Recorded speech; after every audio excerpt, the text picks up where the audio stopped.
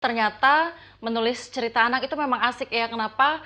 Karena, aku merasa bisa, menyelami dunia anak dan aku bisa merasa aku kembali ke masa kecil aku.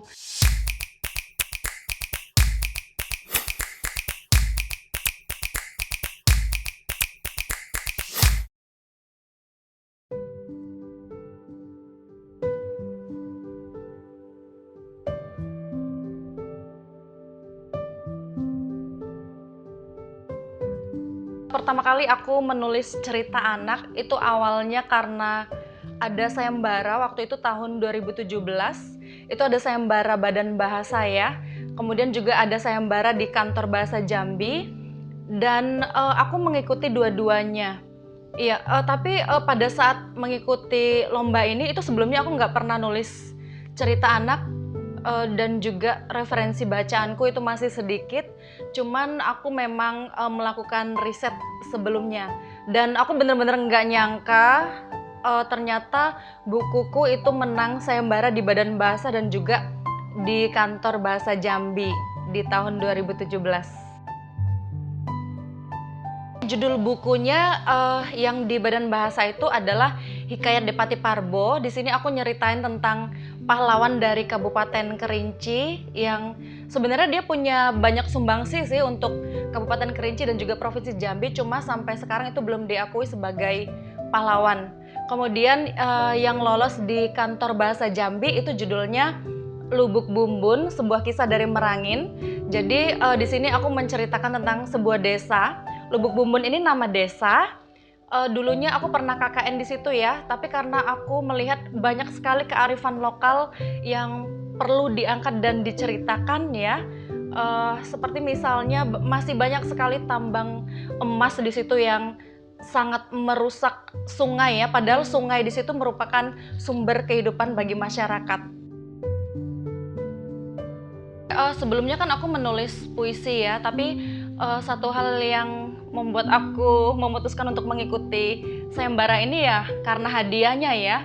Dan pada saat itu selain aku riset, aku juga, mencoba menyelami dunia anak ya dengan cara bermain dengan keponakanku. Terus juga pada saat aku menuliskannya itu aku juga bawa keponakanku untuk aku bacakan kembali ceritanya, itu di bagian mana yang dia tidak paham, nah di situ yang aku perbaiki. Tapi, ini bukan hanya satu keponakan aja ya, tapi juga beberapa, biar nanti ada perbandingannya.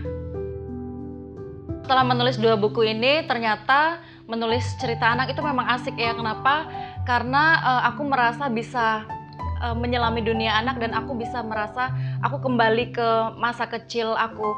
Dan selain itu juga, aku bisa menceritakan di situ pengalaman-pengalaman masa kecilku yang juga mungkin bisa disamarkan dengan tokoh-tokoh yang lain yang nantinya itu bisa menjadi, hiburan ya bagi anak-anak sekaligus juga nantinya menjadi pelajaran.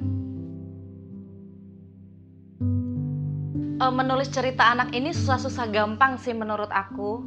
Iya, dari semua perjenjangan ini aku belum pernah nyoba yang untuk, dari usia 0 itu ya, karena kalau dari usia 0 itu kayaknya gambar semua ya, belum ada narasinya. Dari semuanya aku udah pernah nyobain, itu yang agak kesulitan itu di bagian yang pautnya. Nah, biasanya kalau proses aku menulisnya itu yang pertama sudah pasti aku riset dulu.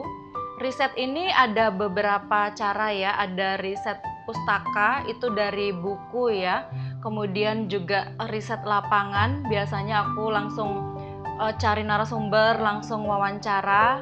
Kemudian ketika aku sudah dapat data, ya data ini tentunya akan diolah menjadi sebuah cerita. Nanti ketika aku sudah selesai membuat ceritanya, ini biasanya aku diamkan dulu. Kemudian beberapa jam kemudian atau di hari besoknya, ini aku akan baca lagi ya, karena harus disunting ya. Jadi ketika aku menulis itu nggak bisa sekali udah jadi itu langsung udah final, itu enggak, tapi harus disunting kembali ya. Setelah disunting itu biasanya aku masih baca lagi ya, masih berkali-kali aku sunting hingga sampai akhirnya aku merasa, oh ini sudah final. Dari buku-buku anak ini yang aku tulis, ini kebanyakan adalah temanya itu adalah lokalitas. Dan kenapa aku tertarik mengambil lokalitas khususnya itu tentang Jambi? Ya biasanya kalau untuk lomba-lomba di nasional ya, Jambi ini masih belum banyak yang mengangkat untuk lokalitasnya. Dan juga aku ingin sebenarnya untuk anak-anak ini, untuk anak-anak Indonesia ini mengenal budaya Jambi, dan juga untuk anak-anak Jambi sendiri ini bisa mengenal budayanya sendiri dengan lebih dekat. Untuk cerita anak sendiri ini ada perjenjangannya. Yang pertama ini dari usia 0 sampai PAUD ya. Yang kedua ini usia PAUD. Kemudian yang ketiga ini untuk SD, tapi SD ini terbagi dua, yaitu SD 1, 2, 3. Kemudian berikutnya yang kelas 4, 5, 6. Nah dari keempat ini aku udah pernah nyobain nulis semuanya.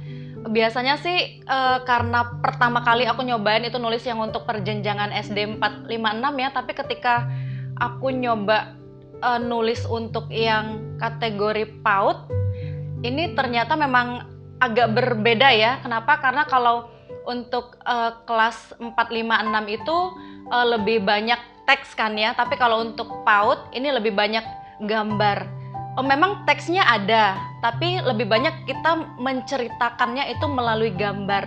Jadi narasinya cuma singkat. Kalau cerita anak sendiri itu bisa selain dibaca dari buku ya, itu juga sudah ada dalam bentuk digitalnya. Jadi kalau misalnya di sini mungkin ibu-ibu muda yang ingin mencarikan anaknya bahan bacaan ya, atau ibu-ibu tua, nenek muda juga boleh ya. Ini bisa dicari kayak di Let's Read itu ya, Let's Read Indonesia. Itu ada di Google Play ya. Nah, setelah nanti di situ nanti akan banyak itu cerita-cerita anak. Tapi kalau di situ itu juga ada perjenjangannya. Ya, aku biasanya nyobain bacain buku itu sih ke anakku ya. Tapi ya karena anakku dari awal itu ku kenalin buku-buku, jadi kayaknya dia agak bukan agak ya, tapi mungkin belum tertarik ya. Tapi ke depan kupikir apalagi di masa pandemi ini, kalau mau beli buku kan biasanya kalau nggak online atau ke toko buku ya. Tapi kalau sulit untuk menjangkau itu, salah satunya itu bisa di media tadi ya. Nah selain itu juga di Badan Bahasa itu juga punya laman khusus ya untuk menyajikan buku-buku anak itu, karena kulihat dari sepengamatanku itu mereka sudah banyak penulis yang menulis buku anak ini dari tahun 2016 sampai 2020 ini per tahunnya rutin ya. Jadi nanti bisa mencari aksesnya. Selain itu juga bisa meminjam buku secara online ini di Perpusnas. Nanti cari aja di sana cerita-cerita anak itu banyak sekali. Untuk anak-anak yang suka main gadget ya, kalau kalian mau membaca buku anak, ini bisa diakses gratis. Kalian bisa aja cari ya di laman Badan Bahasa atau juga cari di perpustakaan digital ya. Kemudian juga untuk para ibu-ibu ya dan juga bapak-bapak mungkin yang punya anak, ini bisa mulai dari sekarang harus rajin membacakan dongeng ke anak-anak ya, karena ini dampaknya sangat besar ke anak-anak.